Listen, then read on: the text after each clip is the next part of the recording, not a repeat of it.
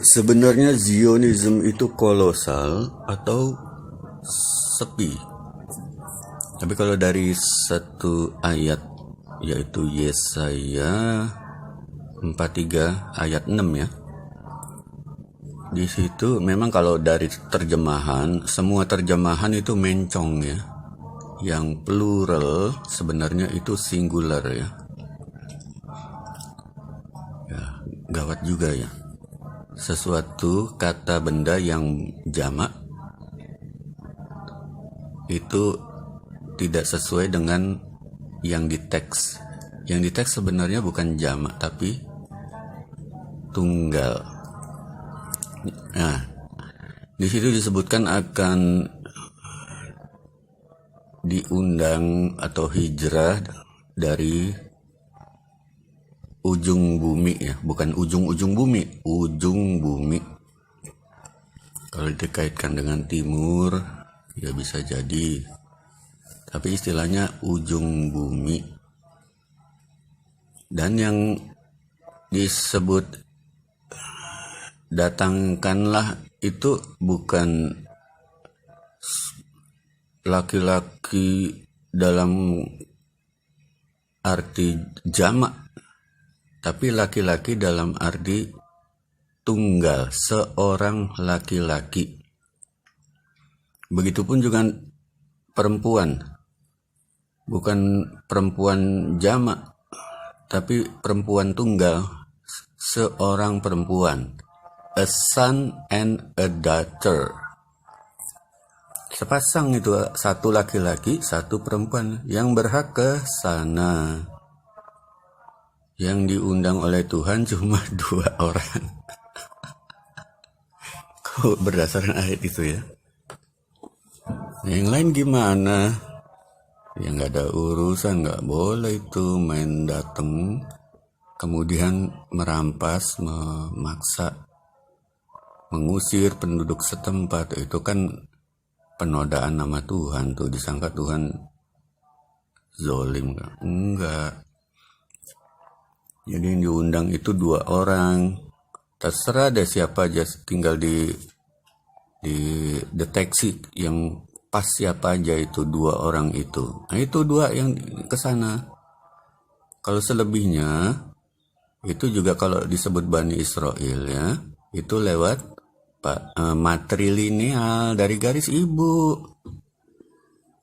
Jangan dari garis bapak. Kalau dari garis bapak jatuhnya ya semitik ya, semit. Kalau dari garis ibu itu yang syah, yang diakui. Ya umpamanya zaman sekarang ada Jesus Christ, ibunya Yahudi. Oke, mantap itu. Terus Nabi Muhammad, ibunya Yahudi, mantap. Bapaknya juga anak perempuan Yahudi. Ibu dari Pak Abdullah itu seorang ibu ya, yang seorang Yahudi gitu. Itu tepat gitu. Kalaupun dalam pengertian banyak gitu, tapi ini kan cuma 2 orang. Ya boleh jadi 2 orang itu nanti mengundang yang matrilineal Yahudi, Israel gitu. Tapi kalau udah patrilineal itu jangan usik-usik soal Zionism, soal tanah perjanjian. Itu udah nggak syah. Kenapa? Karena udah nggak dapat status Yahudi kalau dari patrilineal. Maksudnya yang menikah dengan wanita luar patrilineal, biarpun lelaki Yahudi, tapi kalau menikah dengan wanita luar itu status keyahudian dari anaknya udah gugur. Jadi anak-anaknya itu turun-temurun, walaupun keturunan Israel nggak berhak ngomong, nggak berhak untuk cawe-cawe, untuk ngurusin tanah perjanjian. Apalagi sampai bikin kekacauan. Masa penduduk setempat diusir-usir. Ya begitu, pada mulanya ya 2 orang. 2 orang itu yang berhak untuk didatangkan ke tanah perjanjian. Ya, jadi sampai sana ya tinggal beli aja itu tanah. Kalau punya duit banyak ya yang luas nggak apa-apa, siapa takut kan gitu. Tapi itu nggak untuk yang lain-lain. Secara formal, secara resmi dari Tuhan yang dipanggil cuma 2 orang. Zionism itu salah kaprah.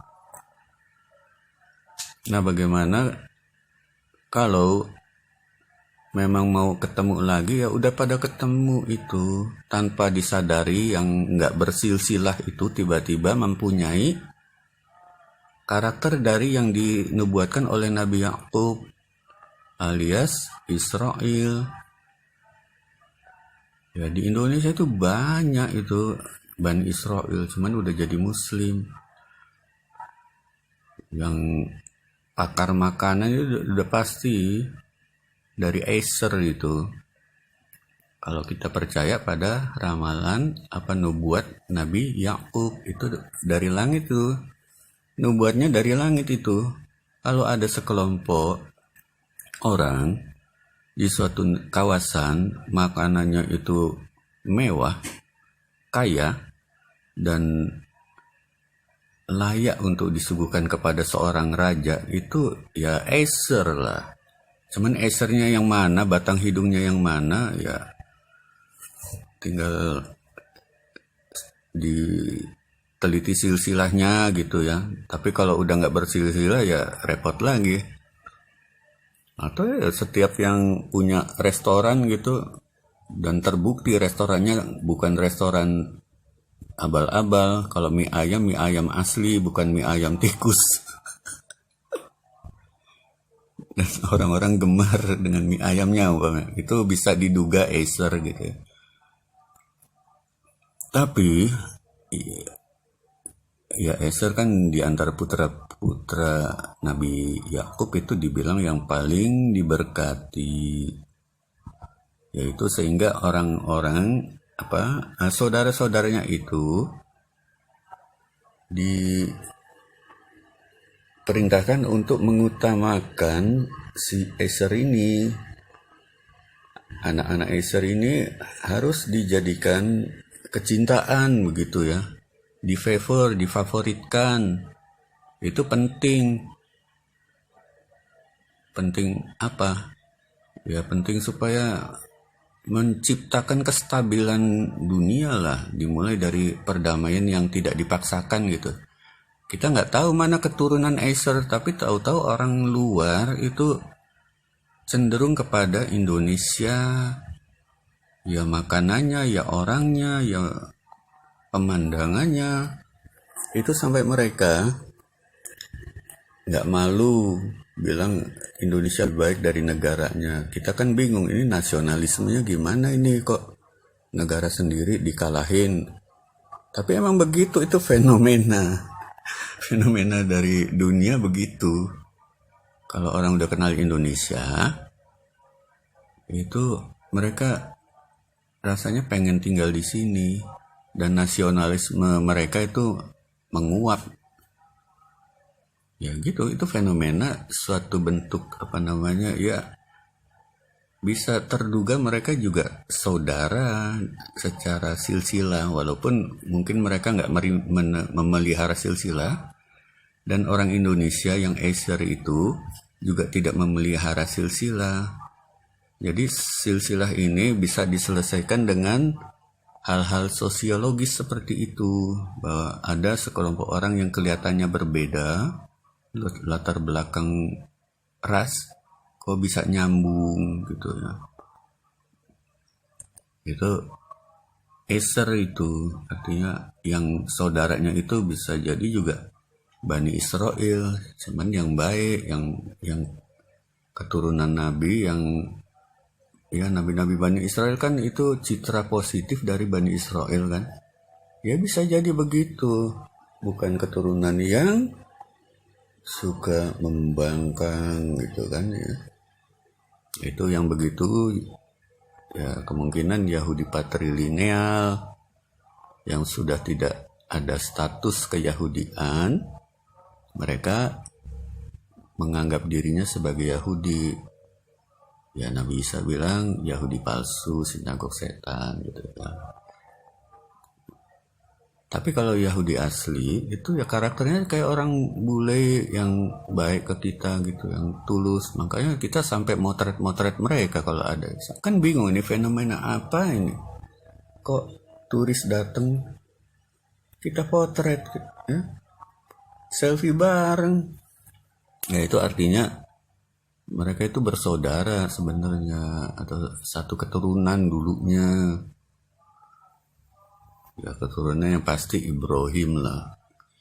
Kalau nggak lewat Sarah ya Ibrahim, atau ada juga yang dari Timur Tengah juga sama itu cinta dengan Indonesia, itu Ismail lah gitu kan.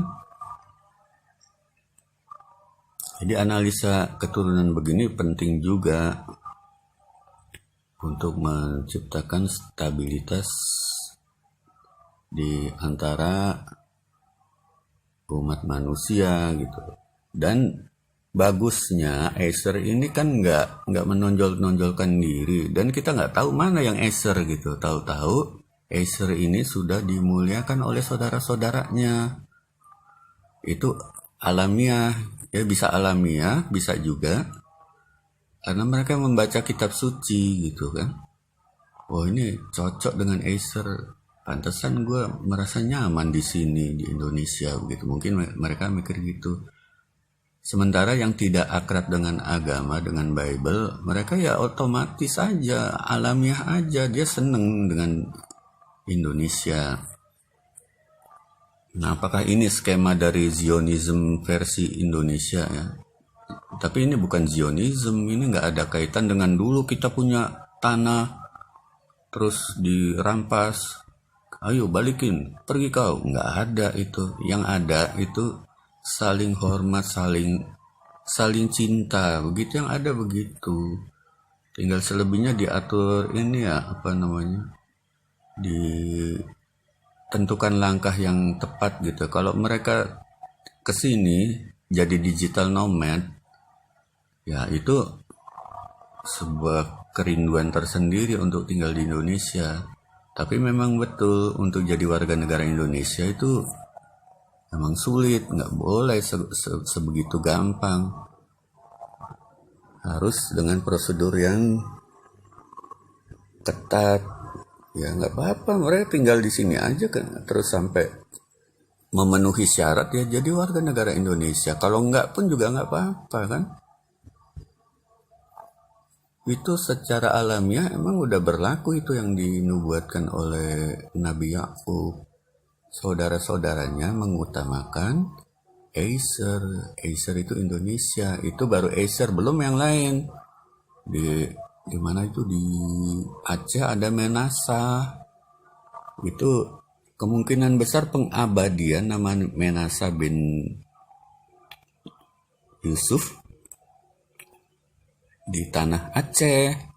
Makanya orang Aceh itu cakep-cakep itu ceweknya itu. Karena gue cowok ya, gue bicara soal cewek, ngapain bicara cowok. Cowok sih mah pren aja. Tapi kalau bicara cantik ya cewek Aceh gitu. Kalau cowok Aceh ganteng ya biar aja ganteng sana. Selamatlah kalau lu ganteng, orang tua lu berjasa. Tapi cewek Aceh itu keturunan Nabi Yusuf. Nah, ya banyak karakter-karakter yang dinubuatkan Nabi Yusuf itu bisa diteliti secara ilmiah. Kalau secara kasat mata ya secara sosiologis dulu lah. Jadi keturunan Israel ini sebaiknya emang yang jalur perempuan, tapi kalau jalur laki-laki memang status keyahudiannya hilang. Makanya mereka bagus sekali kalau masuk Islam nggak apa namanya membawa memori tentang keisraelan. Gimana mau membawa memori keisraelan? Orang silsilah aja nggak punya, sejarahnya putus. Itu udah bagus itu. Jadi mereka nggak tergoda untuk merasa hebat. Tentang anak Israel merasa hebat. Enggak. Yang parah kan yang udah terputus status keisraelannya tapi masih mengaku-ngaku Israel. Itu udah salah. Status Israel itu status sosiologis ya, bukan status darah. Kalau darah emang darah Israel, cuman jangan mengambil status adat Israel sebagai Israel. Jangan, nanti repot. Lalu nanti pada merampas tanah di Timur Tengah itu untuk sempat lu usir gitu kan. Jangan. Jadi kalau mau ngumpul lagi ya Indonesia ini nggak usah diumumin, nggak usah pakai panitia, ya udah jadi tempat pertemuan kembali gitu. Bahkan tanpa disadari ya lu pada udah pada ada anak Israel di sini ya.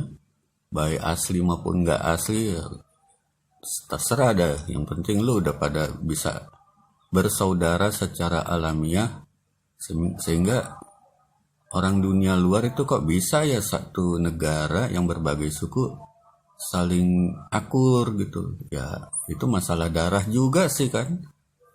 Kalau nggak satu darah ya mana bisa akur. Itu antara lain satu darah, belum lagi ya didikan dari leluhur, dari agama, dari adat gitu kan.